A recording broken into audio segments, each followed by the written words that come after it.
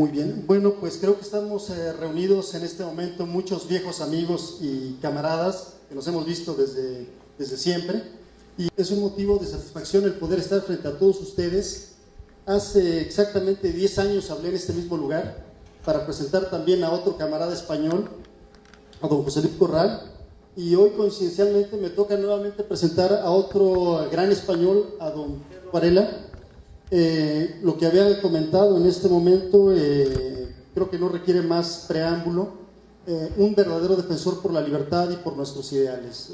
Don Pedro Varela encarna todo ese raigambre español, firme ante la adversidad, defensor de la verdad, y es algo que nos debe de conmover el hecho de poderlo tener aquí en este momento. Comentábamos hace un momento que probablemente no ha habido otra librería en Europa que sea más atacada que la librería que él dirige en Barcelona.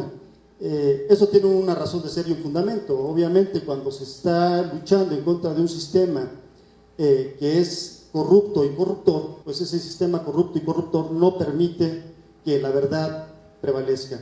Esto no importa, la verdad, a pesar de que sea reprimida y atacada, seguirá siendo la verdad y triunfará eventualmente. Siento que vamos a aprender mucho en esta plática y vamos a tener la oportunidad de verlo de viva voz.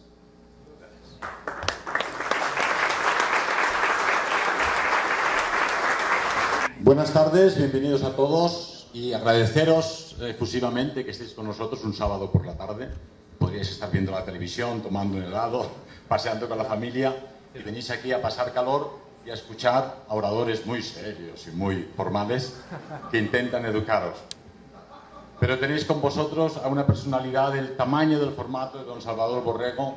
Me decía yo hace 2 minutos que ha sido mi maestro y mi ejemplo, mi norte y mi guía desde que yo tengo 16 años, y creo que tenéis un regalo del Todopoderoso entre vosotros y tenéis que haceros dignos sucesores de él, ¿no? Dije en la conferencia de Guadalajara los otros días que San Vicente Ferrer siempre afirmaba a la gente: no hay muertos, todos son vivos, los vivos de este lado y los vivos del otro lado, pero al final lo único que te liberas es de este cuerpo, ¿verdad? Un día don Salvador partirá hacia los luceros y seguirá estando con nosotros sin lugar a dudas. Del mismo modo que vosotros seguiréis estando cumpliendo vuestra misión aquí. En Guadalajara hemos tocado 2 temas principalmente. Uno era la necesidad de reconocer el mundo tal y como es y reconocer lo que es la política, lo que es la realidad. Ocurre muy a menudo que confundimos los deseos con realidades, ¿verdad? Y afirmábamos que la importancia de los ideales está en los valores propios y no en la simbología, en las banderas, en la uniformidad, en la forma de vestir, que cambia conforme pasan los siglos, conforme pasan las épocas y como pasan las naciones. Sería absurdo que ahora vosotros estuvierais aquí vestidos de SS y de negro, porque la gente diría: pero si no sois alemanes, ni vivís en los años 30, vivís en México en 2015. Sin embargo, hay valores de aquellos, como hay valores de los combatientes españoles de la División Azul, o hay valores de la Grecia clásica y de la forma de concebir el arte, y hay valores de la concepción de Estado de los romanos, y hay valores del romanticismo alemán, y hay valores de los conquistadores españoles que os trajeron la cristiandad y otra cultura, y hay valores propios de los mexicanos que teníais ya aquí, ¿verdad? Cada época, cada nación, cada cultura nos aporta unos valores, y nosotros hemos de saber sintetizarlos. La segunda parte de mi segundo discurso en Guadalajara fue sobre la necesidad de conocer nuestra propia identidad. ¿Por qué luchamos? ¿Por la bandera mexicana? ¿Por la bandera española? ¿Por una palabra llamada España, que anteriormente había sido Celtiberia o Hispania o Península Ibérica? ¿Por México, la República Mexicana, que anteriormente había sido un imperio azteca y anteriormente pues era un territorio con una serie de tribus, ¿verdad? No. Lucháis por una cultura, por una nueva identidad que es la nación mexicana, que es una nueva realidad y una nueva nación y una nueva población, ¿verdad? Pero para poder luchar por esta nación, como yo hago por España o por la cultura europea, lo primero es conocer vuestra nación, conocer vuestra música, vuestros poetas, vuestros pensadores, vuestra historia, ¿verdad? Pero no voy a repetirme sobre esto porque de ello ya hablamos en Guadalajara. Creo que aquí veo mayoritariamente gente joven. Tendríamos que insistir en la necesidad de una formación integral. Es decir, reconocer el mundo tal y como es, conocer la identidad de vuestra nación, porque es por la que vais a luchar, por la que vais a dar vuestro tiempo, vuestra juventud, vuestra salud y quién sabe si vuestra vida. Y finalmente, la formación integral necesaria para que todos vosotros seáis un ejemplo. Pensad que representáis altos ideales, representáis personalidades de la historia que alcanzaron cotas de heroísmo, incluso en ciertos casos de santidad. Representaréis en el futuro a don Salvador Borrego. Tenéis que ser dignos de representarle. No podéis avergonzarle. No puede ser que dentro de 10, 15, 20 o 30 años diga, tú eres seguidor de don Salvador Borrego, ¿verdad? ¿Y cómo vas con esas pintas? ¿Cómo vas así disfrazado? ¿Cómo te emborrachas de tequila cada noche? ¿Cómo escuchas esa música horrorosa? ¿Cómo es que no pegas golpe y no madrugas temprano? ¿Por qué no haces deporte y haces gimnasia? Que es lo que promovían los ideales de aquellos que don Salvador Borrego defendía, ¿verdad? Entonces, lo más importante para vosotros es ser un ejemplo para los demás y vivir el pensamiento y la ideología que queréis defender en vosotros mismos. Para poder defenderla, cada uno de vosotros ha de ser un líder en su campo. Tenemos necesidad de líderes. El gran problema de la cultura occidental, de la cristiandad toda de México, es que tenéis un pueblo magnífico de gente humilde, amable, que constantemente quiere ayudar. Preguntas en cualquier calle y toda persona está dispuesta a acompañarte hasta la calle siguiente para mostrarte cómo coger un camión, cómo llegar a algún sitio. De una bondad increíble. Pero tenéis unos estadistas mediocres, por no decir francamente malos. Y eso se debe a la falta de líderes.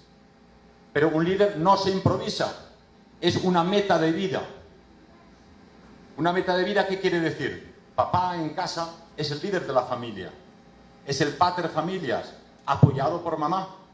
Hoy en día el feminismo, las doctrinas liberales y demócratas nos intentan confundir, pretenden que mamá sea papá y que papá sea mamá y mamá sea papá, en un caos absoluto, desconociendo que el hombre y la mujer son diferentes.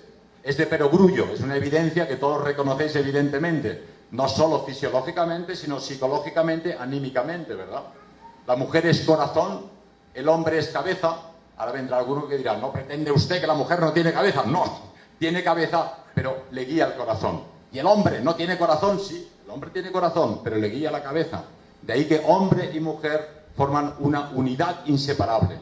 Y en casa, el líder es sin duda el papá.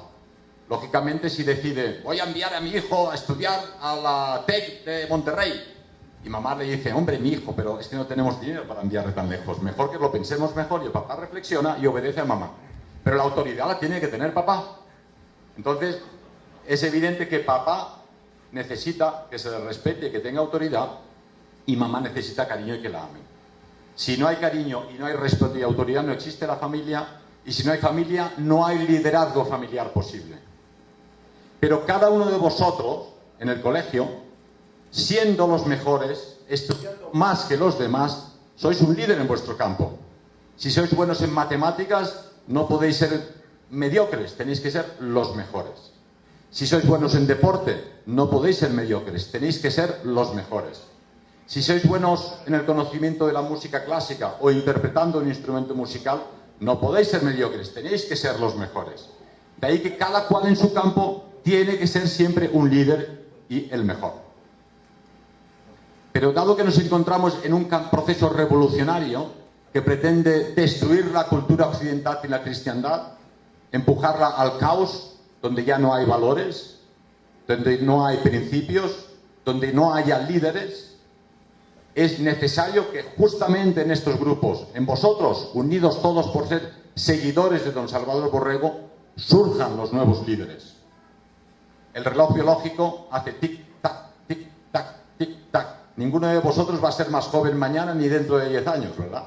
Entonces tenéis que haceros la idea que el tiempo corre, que estáis aquí en este mundo por un tiempo determinado, normalmente muy cortito, ¿verdad? Y este tiempo que se os es dado, que os regala el Todopoderoso, para que deis un ejemplo, para que seáis líderes morales ante vuestros contemporáneos. ¿Cómo conseguiremos formar líderes? Hoy en día muchas personas quieren ser líderes, entre comillas, porque aporta prestigio, aporta dinero, uno puede escalar en la sociedad y conseguir una carta de diputado en el Parlamento, pero la gran pregunta que tiene que hacerse el líder es: ¿cómo puedo yo llegar a ser un líder como Dios manda? Que pueda liderar personas, que pueda ser un ejemplo ético y moral y que pueda incorporar en sí mismo la nobleza necesaria del auténtico líder. Eso ya es un buen camino. Alguien que se hace la pregunta: ¿cómo podría ser yo líder en mi pequeño grupo de 3 o 4 camaradas en este barrio? ¿Cómo podría yo ser líder en mi pequeño pueblo o en mi pequeña ciudad?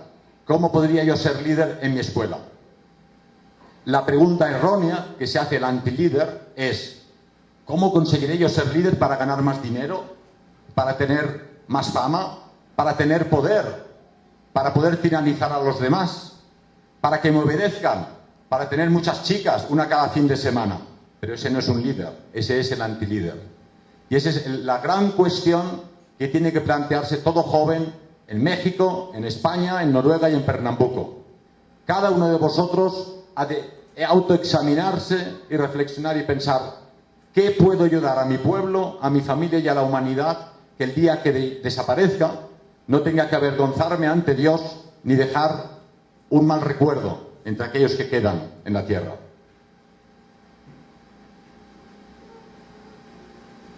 Proliferan las pretensiones, proliferan aquellos que enseguida se pelean con los camaradas de al lado para poder mandar. Pero pocos de ellos son conscientes del sacrificio y el esfuerzo que es necesario para incorporar en sí mismo el liderazgo. Yo he resumido aquí, gracias a la ayuda de un amigo español, un intelectual importante, Antonio Medrano, que os recomiendo leer, 6 puntos fundamentales, 6 características que son necesarias para que incorporéis en vuestra juventud y en vuestra vida y en los grupos políticos el hecho del liderazgo. Y serían: la nobleza. Una persona sin nobleza jamás puede ser líder.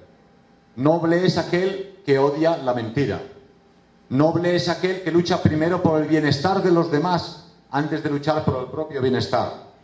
Noble es aquel que desea lo mejor para la comunidad y no primero lo mejor para uno mismo. Noble es aquel que lucha por grandes ideales y no por meras pretensiones materiales. El segundo es la generosidad. Un líder tiene que ser siempre generoso. No puede ser mezquino. No puede esconderse a la hora de pagar el taxi. O esconderse cuando te invitan a cenar y procuras esconder la cartera. Tiene que ser generoso con sus libros, porque los libros, por muy hermosos, antiguos y sabios que sean, se los come la polilla. Y cuando tú te mueras, lamentablemente ocurre, tus hijos y nietos los tirarán al container del papel viejo. ¿No sería más útil regalar esos libros estupendos a jóvenes que tienen interés en leerlos? Yo recuerdo todavía en los años 72-73 un capitán colombiano de la Armada que me regaló el primer ejemplar de Derrota Mundial de Don Salvador Borrego, y con él una lista de 6 títulos que debía indispensable leer. Él lo tenía en España porque era ingeniero químico, compañero de mi padre, y dijo: bueno, me desprendo de él con mucho dolor, pero ha dado sus frutos. Estoy yo aquí gracias a aquel capitán colombiano que me regaló Derrota Mundial.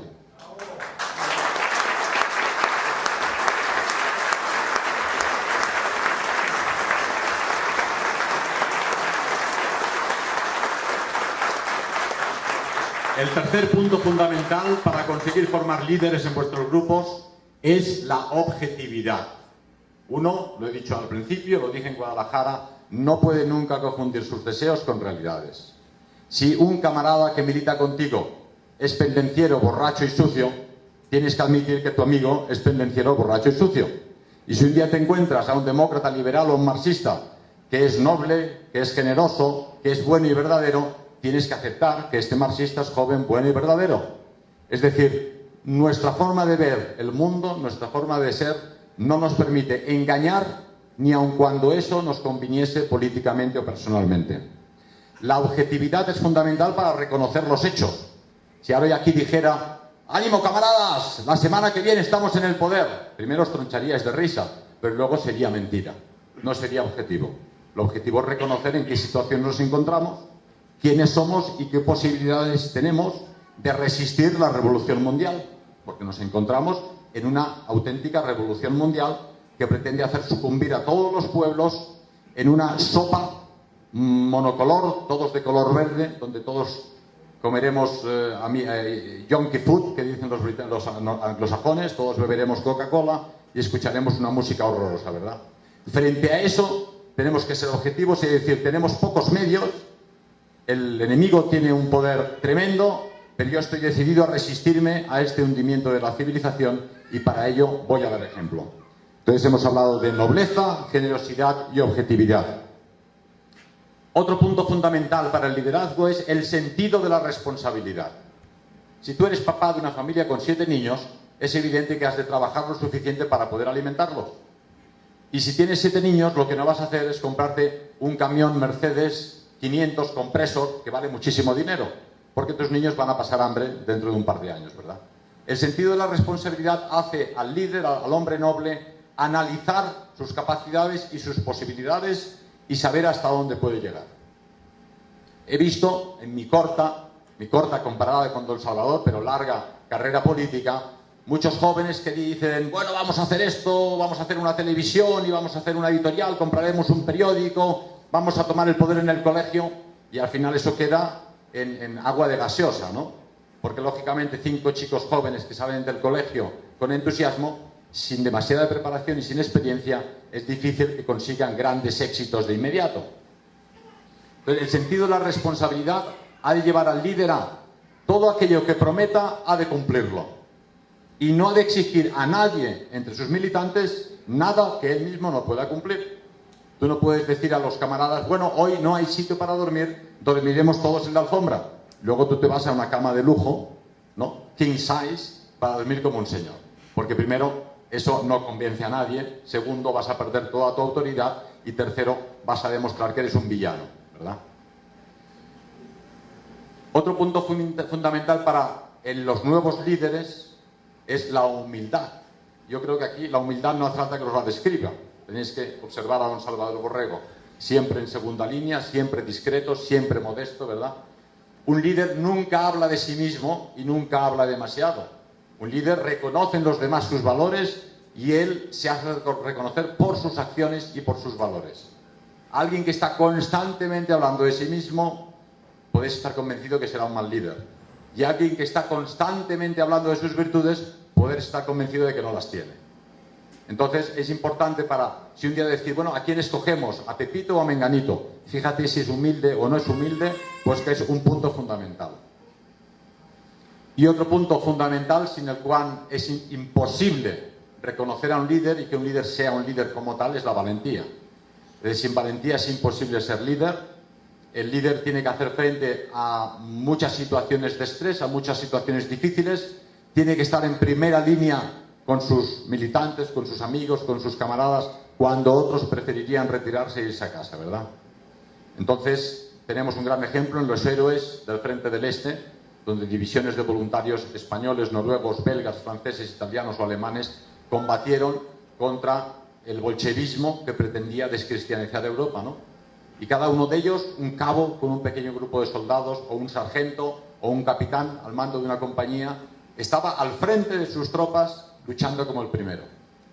Una cosa poco sabida es que el único ejército en la historia de la Segunda Guerra Mundial que llevaba a los altos oficiales de alta graduación a primera línea del frente era el ejército alemán. Pero de ahí precisamente la capacidad combativa del ejército alemán. Pensar que al acabar la Segunda Guerra Mundial cayeron presos de los soviéticos o heridos en combate 1 millar de altos oficiales. Normalmente, como sabéis, un alto oficial está en retaguardia, planificando las campañas, organizando, pero ellos consideraban que no podían hacer combatir a la tropa. A una proporción de 1 contra 8 combatían los alemanes contra sus enemigos. 1 a 8. Era un soldado alemán contra 8 soldados aliados. En ciertas situaciones las Waffen-SS combatía a una porción de 1 contra 12. Si ellos no estaban en primera línea. Y son conocidas las anécdotas de Rommel o Guderian, que se encontraban de repente cercados por las tropas enemigas porque habían avanzado demasiado en las líneas del frente. Pero lógicamente sus tropas seguían al líder y el líder, valiente, les demostraba que solo con valentía se podía librar aquella batalla. No es muy conocida, pero quiero mencionarla aquí, la batalla de Cherkasy. Todos habéis oído hablar de Stalingrado, ¿verdad? Donde el pobre general Paulus, con 300.000 soldados alemanes, no pudo hacer frente al cerco soviético, tenía dudas, tenía malestar de estómago, tenía un poco de miedo tal vez, se dejó cercar y luchó hasta que el ejército alemán, el sexto ejército de Stalingrado, quedó cercado y finalmente aquel fantástico ejército fue deportado a Siberia caminando. De aquellos 300.000 soldados apenas volvieron 6.000 después de la guerra, es decir, 290.000 cayeron en los campos de concentración. Pero un caso muy similar es la bolsa de Cherkasy, donde León Degrelle, belga, ni siquiera era alemán, comandando a los voluntarios de la división Valonia, se vio cercado por los soviéticos. Y era una situación desesperada, no tenían prácticamente nada que hacer. Pero él dijo, mirad, si nos quedamos moriremos todos, y los que no mueran serán deportados a los campos de concentración. Si combatimos podemos perder, pero si no combatimos ya estamos perdidos. ¿Rompemos el cerco? Sí, mi general. Y rompieron el cerco. Claro que por el camino quedó un 30% de la tropa, pero el 60 o 70% del resto del ejército de León Degrelle rompió el cerco, consiguió unirse a los alemanes y además salvó a otros grupos de ejército alemanes que se encontraban en peligro, ¿no? Esta es la gran diferencia entre el líder que tiene miedo en el momento decisivo y el líder que es valiente en el momento decisivo.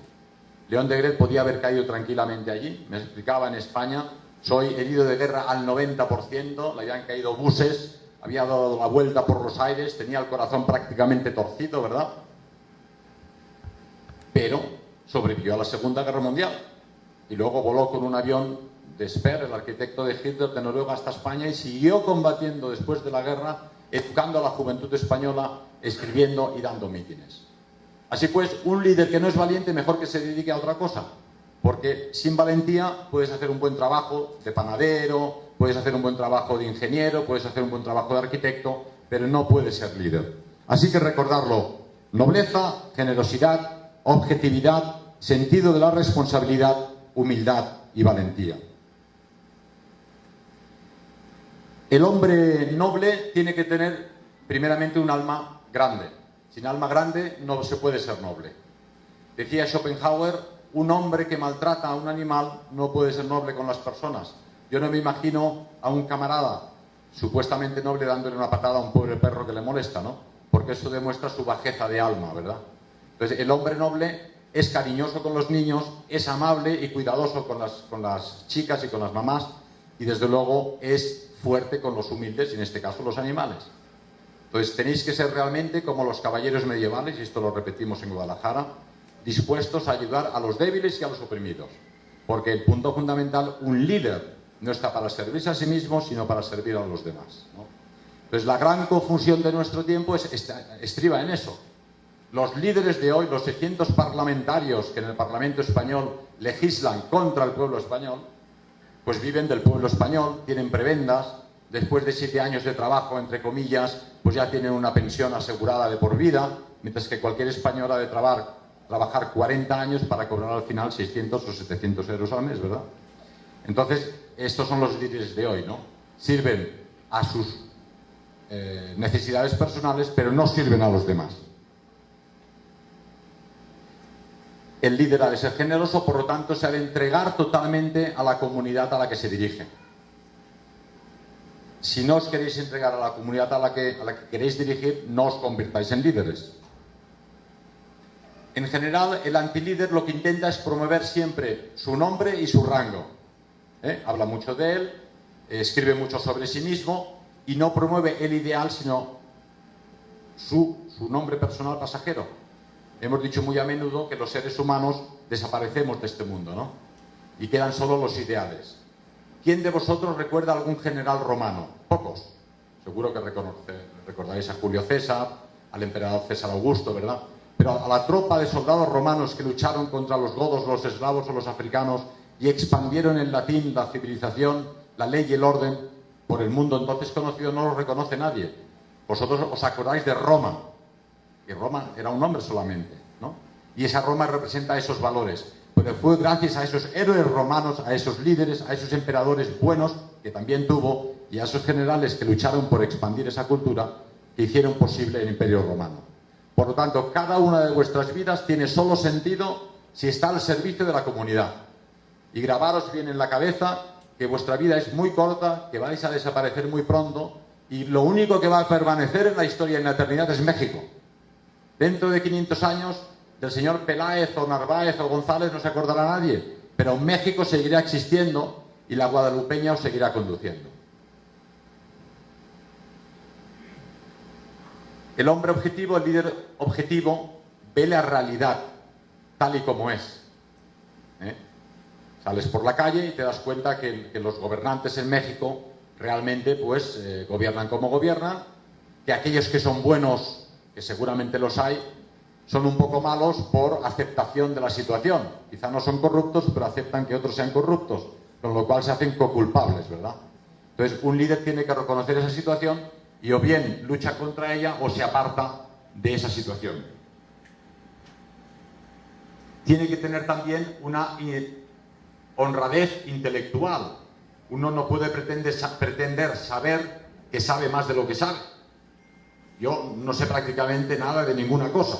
Si me preguntáis de matemáticas no sé nada, si me preguntáis de música sé muy poco, si me preguntáis de física o de química todavía sé menos, pero intento saber lo poco que pueda saber con los maestros que tengo a mi alcance, ¿verdad? Pero es más sabio el hombre humilde que reconoce su humildad que el hombre que pretende saber aquello que no sabe. Y yo siempre recomiendo a los jóvenes y a aquellos que pretendan ser líderes acercaros a los mayores. Hoy en día se habla siempre de la juventud, que las chicas quieren ser eternamente jóvenes, quieren ser hermosas para siempre, ¿verdad? Pero la realidad es que todos envejecemos. Y la experiencia empírica demuestra que es en los mayores donde está la sabiduría.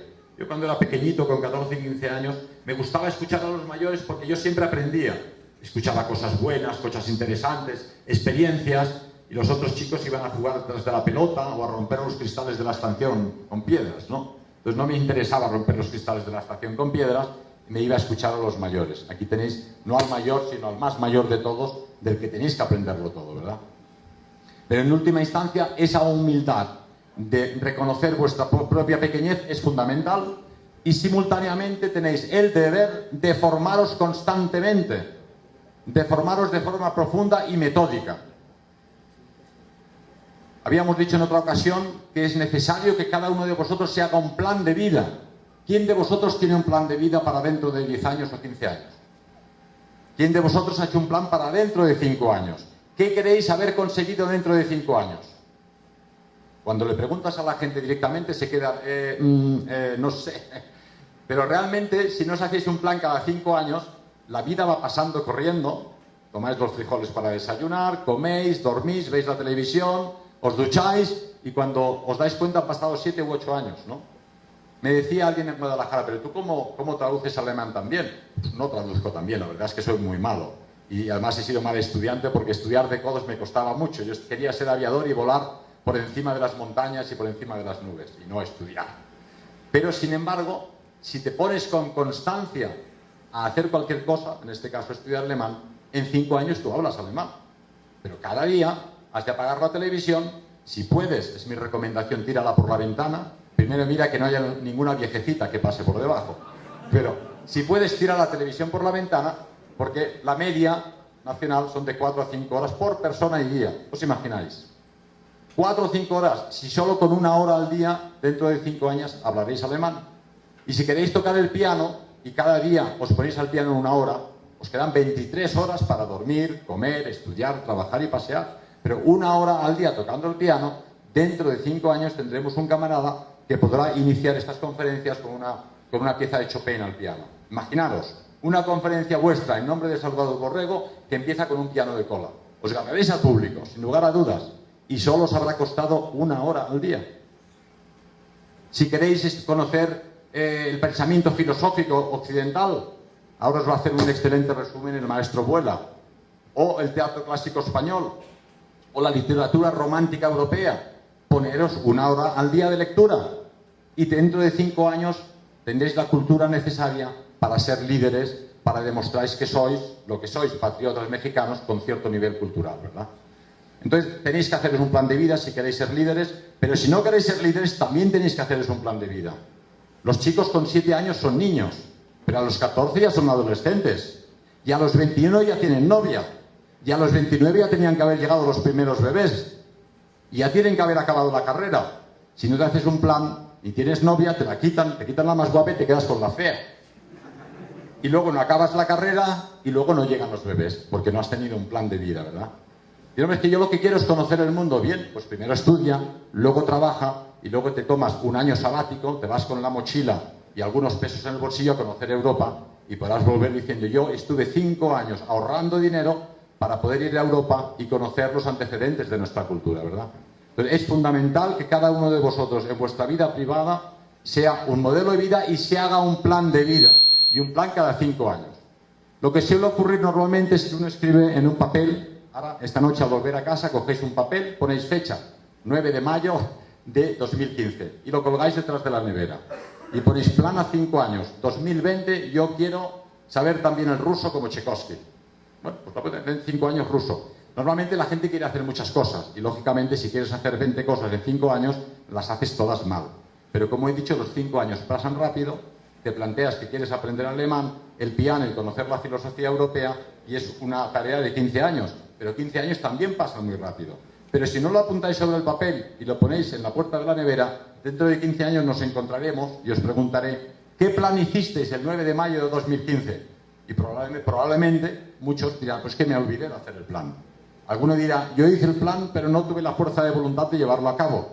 Otros dirán: hice el plan, tuve la fuerza de empezar, pero luego me despisté, ¿no? Pero tenéis que escribirlo para ser honestos con vosotros mismos.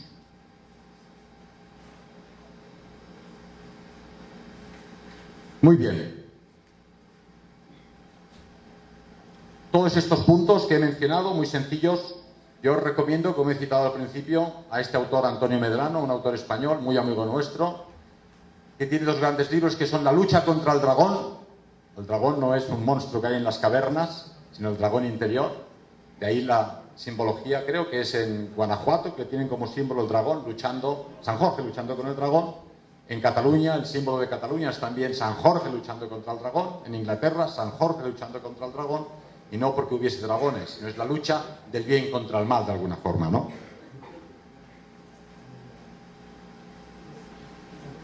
Y para hacer esta charla un poco más amena, dado que vienen otros 2 conferenciantes, vamos a intentar daros una serie de valores muy sencillos para que reflexionéis sobre ellos. No mucho.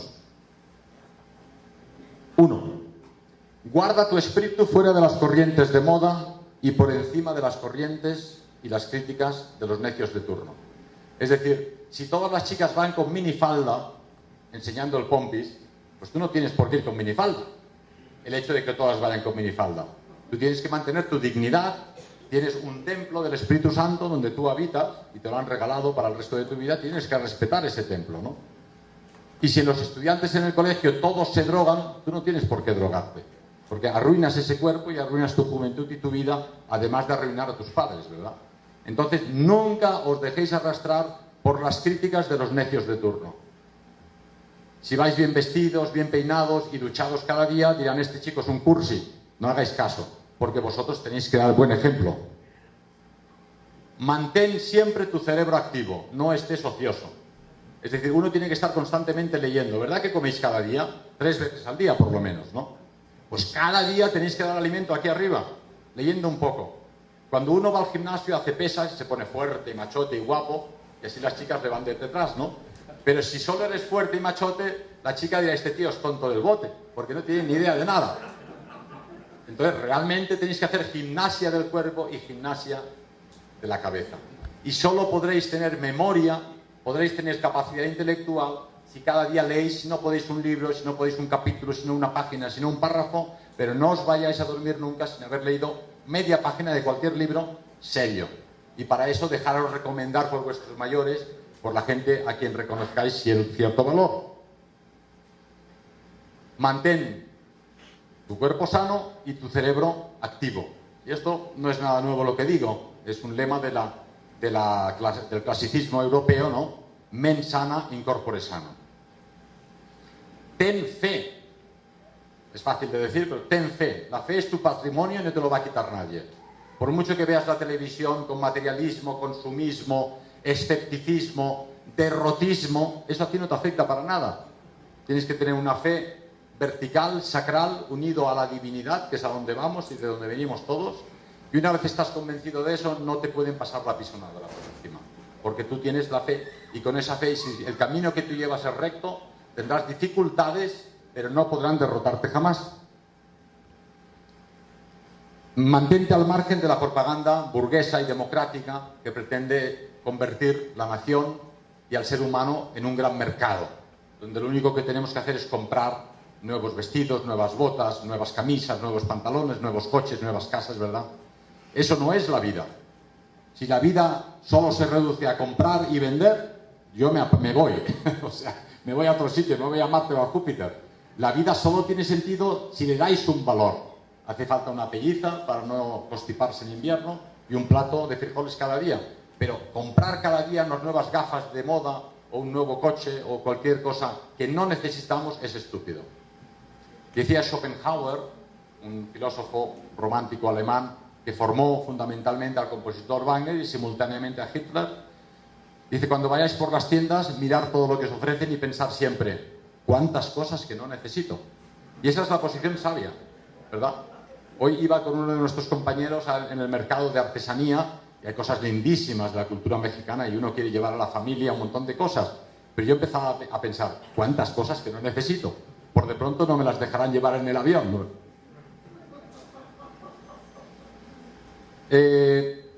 Respeta al enemigo siempre que sea digno, pero desprecia al enemigo innoble. La tradición guerrera europea, pero no solo europea, siempre ha respetado al vencido. El vencido que lucha noblemente ha de ser respetado, se le ha de respetar la vida y sus posesiones. Yo he dicho muy a menudo que, aun siendo europeo, cristiano, occidental, español, catalán de Barcelona, a veces me siento mucho más unido a los guerreros masái, que tienen un espíritu aristocrático de la existencia y un espíritu noble como guerreros, o a los Nuba de Kao, que filmaba Leni Riefenstahl en sus películas, ¿no? O el espíritu japonés de los samurái y del bushido, con una idea trascendente también del guerrero, que a las masas de españoles que van al fútbol a pegar gritos, gordos, y le gritan a un chaval estupendo, que corras más, que no has metido ni un gol. Digo, pero ¿usted qué le está diciendo? ¿Pesa usted 110 kilos? No se ha movido en su vida con el puro, la copa. No me siento en absoluto unido, lógicamente, a este fan del fútbol. Y en cambio, el guerrero samurái que daba su vida por el emperador y por tanto por Dios, es un hombre con el que yo me siento unido. De ahí que existe un sentido aristocrático de la existencia por encima de los pueblos y de las naciones. Y a él tenemos que remitirnos y es el que tenemos que respetar. No te dejes influenciar por lo fácil y haz siempre lo que te indique tu conciencia. Esto ya viene dicho en los evangelios, ¿no? El camino hacia el cielo es estrecho y lleno de piedras, y el camino ancho es el que te conduce al infierno, que huele mucho a fósforo por ahí abajo, ¿no? Entonces realmente, ante dos decisiones, cada día tenéis que tomar alguna decisión, tomad siempre la difícil y casi siempre acertaréis. Que haya coherencia entre tu pensamiento y tu acción. Lo hemos dicho un poco antes, ¿no? Pero aquello que tú dices tiene que ser lo que haces. Tú no puedes decir que es malo comer dulces y al salir aquí a la vuelta de las esquinas te hartas de pasteles y de dulce de leche, ¿verdad? No puedes decir que hay que madrugar y te levantas cada día a las 10 de la mañana, ¿no? No puedes decir que hay que leer y estás todo el día viendo la tele. Lo que tú dices tiene que ser lo que haces.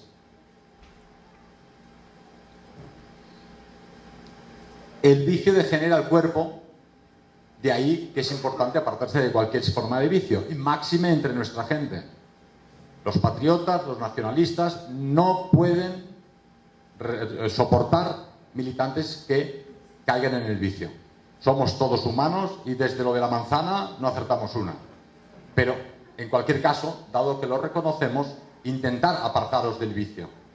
Hay gente que fuma y no puede dejarlo, pero hacer el esfuerzo de dejarlo, porque primero os arruina el bolsillo, luego os arruina los pulmones y luego el cáncer se llevará a un militante estupendo que necesitamos aquí. ¿No? San Pedro ya tiene muchos ayudantes, aquí nos faltan algunos. Entonces realmente el vicio, el alcohol, el tabaco, todo aquello que conduce al ser humano de lo alto a lo terrenal y nos animaliza, es contraria a nuestra forma de pensar. Cuida tus expresiones y no seas soez. Parece un manual de Boy Scouts, pero es así.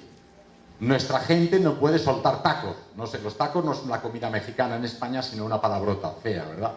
Entonces, si yo escucho a alguien que dice yo soy un patriota mexicano o español y dice 7 tacos de cada 8 palabras, la verdad es que no me apetece nada estar con él. Sería la última persona con la que me iría a una isla a vivir, ¿verdad? Entonces, como militantes, como patriotas, como cristianos, tenéis que alejaros de todo pensamiento y de toda palabra soez. Respeta las banderas y los símbolos de tu tierra, pero también las banderas y símbolos de los demás, porque muchos pueblos y muchas naciones lucharon por ideales aunque no fueran los tuyos, de modo que han de ser respetados también por nuestra gente. Un uniforme, en Guadalajara habían los grupos juveniles que van con uniforme, el uniforme no te convierte en un número, simplemente neutraliza lo accesorio, es que este es hijo de una chica de una familia muy rica, este otro viene de una familia pobre, este es minero, este es académico. Con el uniforme todos son camaradas y todos son mexicanos y todos luchan por un mismo ideal. El uniforme lo que hace es neutralizar las apariencias exteriores que no nos interesan porque estamos al servicio de la comunidad. Tu pueblo, tu etnia, es la memoria de tus ancestros. Aquí, viendo al auditorio, me encuentro prácticamente como en España, porque hay un gran predominio del genotipo y del fenotipo español que trajimos nosotros de España. Y luego tenéis esa nueva entidad mexicana de los que vivían aquí antes de que llegaran los españoles. Y sin embargo, vuestra forma de pensar, vuestra forma de ser, vuestra música, cuando la escuchamos nos damos cuenta que es música española. Me llevaron a ver Guanajuato el otro día y estaba la estudiantina por las calles. Me decían, mira, vamos a cantarte canciones mexicanas estupendas. Pues esto lo cantamos nosotros en España, en la universidad, es la tuna. Son las mismas canciones que cantamos nosotros a las chicas guapas debajo del balcón. Dicen, no, esto lo cantamos aquí hace 300 años. Y yo, me lo creo, pero es la misma música, las mismas canciones que tenemos en España. De ahí que tenemos una unidad cultural, sobre todo una unidad anímica, que debemos reconocer. Pero es fundamental entender que la apariencia es lo menos importante de la identidad racial. He dicho antes que me siento unido a los jefes guerreros japoneses o africanos de los Nuba, ¿verdad? Entonces, ocurre a menudo que hay personas que dan demasiado valor a la cuestión étnica racial exterior, porque es más importante el alma o la raza interior. Es decir, hay personas que tienen un aspecto en España casi árabe o musulmán, pero interiormente son realmente nobles como un Don Quijote, ¿verdad? Y hay otros que son muy guapos y luego son unos villanos que solo se dedican a sí mismos, ¿no? Entonces creo que ante esta desvirtuación de la raza del espíritu hemos de volver a ella, porque el aspecto físico no es tan importante.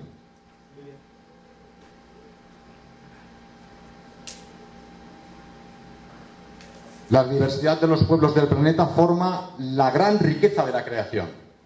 Si Dios nos hubiese querido hacer a todos iguales, lo digo a menudo, nos habría hecho a todos de color verde, pero nos ha hecho negros, blancos y amarillos, mexicanos, argentinos, yanquis, canadienses, españoles, portugueses, indios, porque así es bonito el mundo. En la declaración de Río en Brasil hace unos años hicieron una declaración según la cual había que defender todas las especies de árboles, todas las especies de animales que estaban desapareciendo constantemente. Y yo me pregunté, ¿aquí se han olvidado de algo? De defender todas las naciones y todos los pueblos del planeta. Porque lo que pretende el sistema es eliminar las fronteras, eliminar las razas, eliminar las culturas, que seamos solo un número que paga impuestos y que obedece fielmente al amo, ¿verdad? Entonces, para que la creación de Dios se mantenga, además de defender las plantas y los animales, hemos de defender primero la existencia de los pueblos.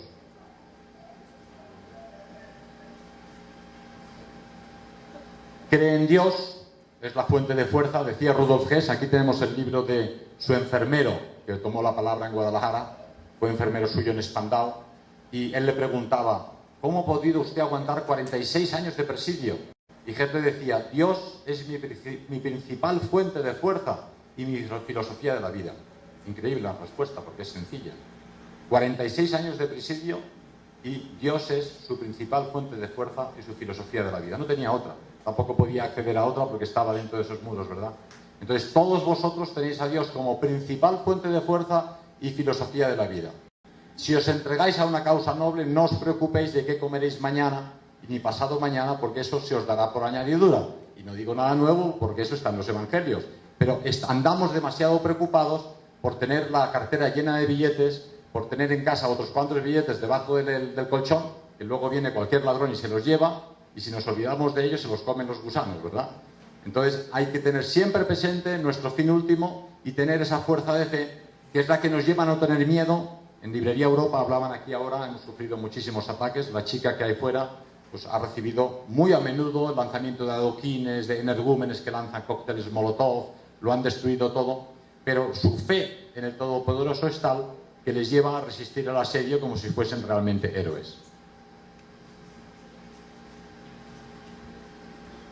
Y, como decimos a menudo, en todo lo que hagas, piensa si eso agrada a Dios y siempre acertarás.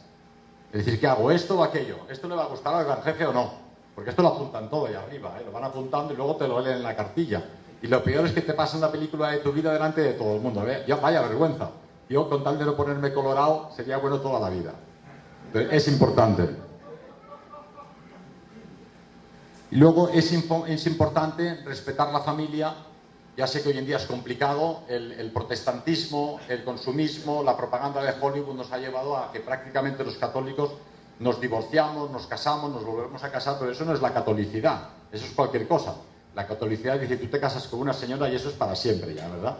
Y a fin de cuentas, lo que da valor a una vida es justamente que te has mantenido leal a tu marido o a tu esposa el resto de tus días, ¿no? Entonces ya sé que es difícil, cada día te encuentras con una chica que es más guapa que la anterior, pero eso no tiene fin. Porque cada día crecen chicas muy monas que van creciendo y se hacen estupendas, ¿verdad? Entonces uno al final tiene que tomar una decisión y formar a la familia. Es fundamental, a veces a mí me llaman que soy un nacionalsocialista salesiano, pero no soy salesiano, pero es que considero sinceramente que en este mundo o rezas o no tienes ninguna fuerza. Tenéis que rezar cada día por la noche y por la mañana, agradecer cada vez que tenéis alimentos y sobre todo que ese día de batalla política, ese día de batalla ideológica, lo habéis sobrevivido y que podáis sobrevivir el siguiente. Pero yo no quiero aburriros más porque tenéis dos estupendos oradores que nos esperan aquí. Me preguntaban al entrar y viniendo hacia esta conferencia cuál es el precio que se paga por decir lo que yo he dicho aquí sencillamente. Como no quiero hablaros de mis experiencias en prisión y de mis procesos, podéis leerlos en las cartas desde prisión, donde explicamos nuestro pensamiento en ese tiempo que nos ha regalado la injusticia. Nos mete en prisión y gracias a eso podemos escribir, ¿verdad?